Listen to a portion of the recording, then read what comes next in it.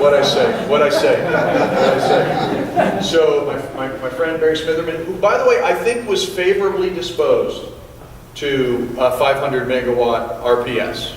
I really do. In private discussions with him, I think he was favorably disposed, and I don't think he was the ultimate holdup on this. But clearly, I think he really did want to get there. That's why I think we had all those false starts on the rulemaking.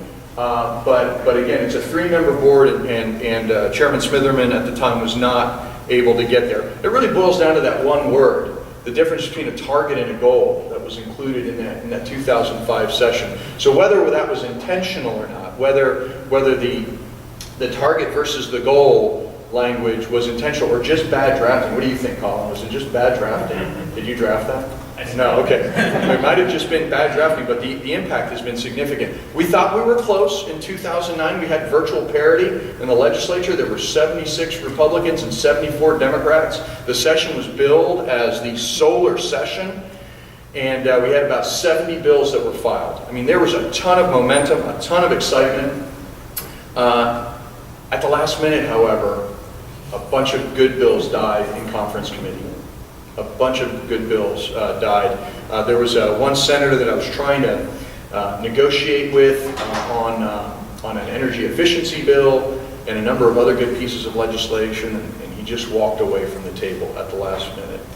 So going into November 2010, we were looking at the draft rule, and I put the picture up of the new chair of the PUC, Donna Nelson, and she has been she has held the position that there is not enough legislative guidance to do anything on solar. As Colin correctly pointed out, nothing happened this last session.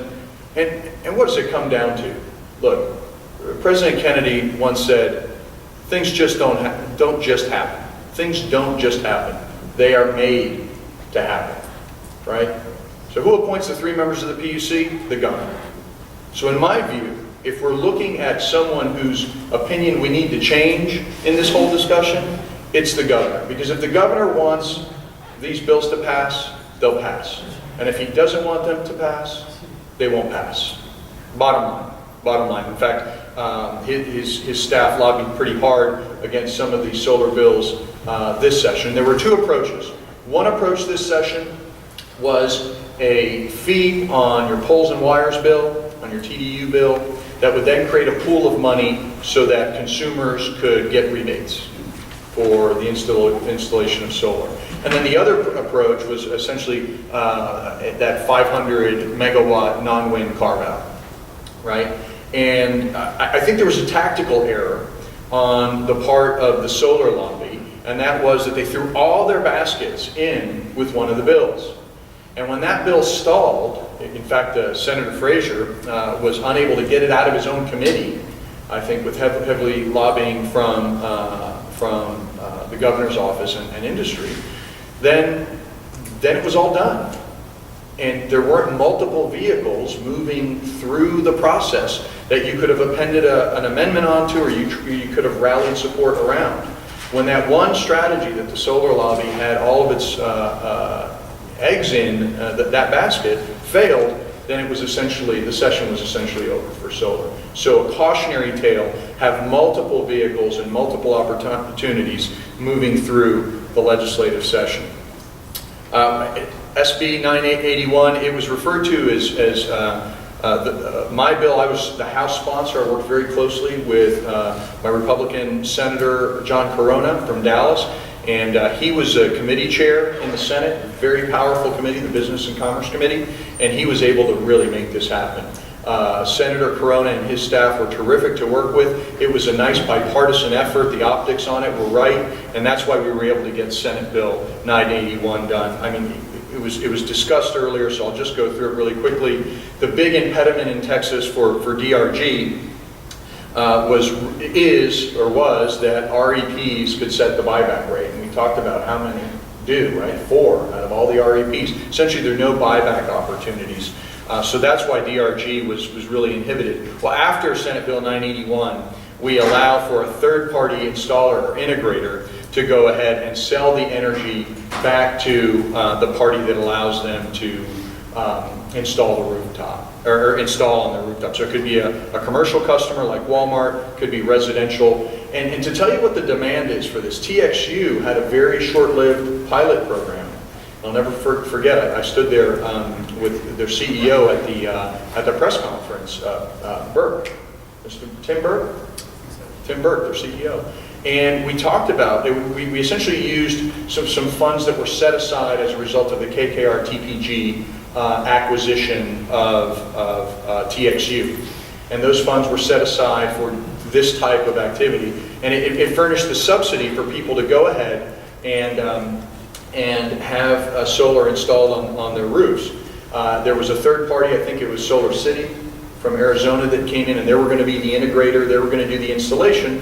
And then with the subsidy, you had an amortization schedule of I think 15 years to go ahead and rent back the equipment from the integrator. They expected about 200 people maybe to sign up for the program. I must have done a really good job at the press conference, because within 24 hours, I think they had about 3,000. And they just had to shut the whole darn thing down. In fact, I applied. I said, hey, I want in, and I got my rejection letter, just a couple weeks later. We're out of money. The subsidy's out. So there is a pent-up demand for this, and as the prices of solar fall, I think DRG is going to be a big hit here in Texas.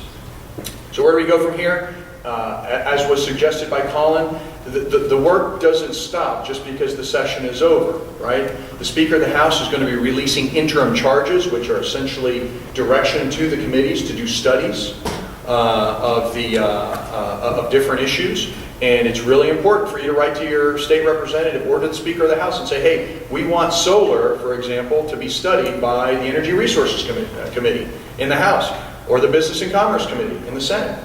Very, very important that that occurs, because if not, it just drops off the legislative agenda if it's not in those interim charges. The Sunset Commission, very important as well. I'm thankful that I get another shot at it. We have a number of state agencies that are going through Sunset. And here's the sort of Jedi move. Anybody watch Star Wars? Here's the Jedi move on Sunset, right? What happens is, and ERCOT just went through this, so he had a very pleasant experience in Sunset. That's where we determine whether an agency lives or dies, right? Just like that. And whether it's past its useful life. Well, we've got the Railroad Commission is going through. The Public Utility Commission is going through a re-review, because they went through last time. State Energy Conservation Office, are they going through this time? Maybe not SECO. But certainly the PUC. Well, when the PUC sunset bill moves through the legislature, its caption is typically very broad. So it's matters related to the Public Utility Commission. Therefore, if you have an interest in offering an amendment, if all your bills or solar bills have died out, and the PUC bill is coming through the House of Representatives, that caption is so germane that you can offer just about any amendment on solar that you want to that bill. And the PUC sunset bill pretty much has to pass, because we don't want the Public Utility Commission to be totally extinct, right? We need a Public Utility Commission. So that bill essentially has to pass. So as you're looking for vehicles in the legislative process, keep in mind that PUC bill is going to be coming through, and there's leverage. If you can build up enough capacity, education, knowledge, awareness in the House, you can get a solar bill on that PUC sunset bill. And again, I spoke earlier to the multi-pronged approach. You know, there's a bunch that's going on in solar locally. I think that's been covered already. CPS is exciting everyone in the solar market with what they're doing in San Antonio. The big project in Pflugerville that's occurring is keeping people's hopes alive. We talked about the General Land Office already. We talked about the munis in Texas, and we also talked about the TDUs in Texas through their energy efficiency program having opportunities for solar. In fact, we just updated the energy efficiency bill. That was another victory that we had this last legislative session. We changed the metric, which is really important. Before, the metric for energy efficiency was shaving off a certain percentage of growth, load growth, right, by a time certain. Now the new metric is you shave off a percentage of peak demand, Because we know, and we've seen from the charts, that peak demand continues to increase. Load doesn't, excuse me, I should say, load growth doesn't always increase, right? So I think that new metric will make the energy efficiency program more robust than it has been in the past. I'll stop there, and we'll open it up for questions.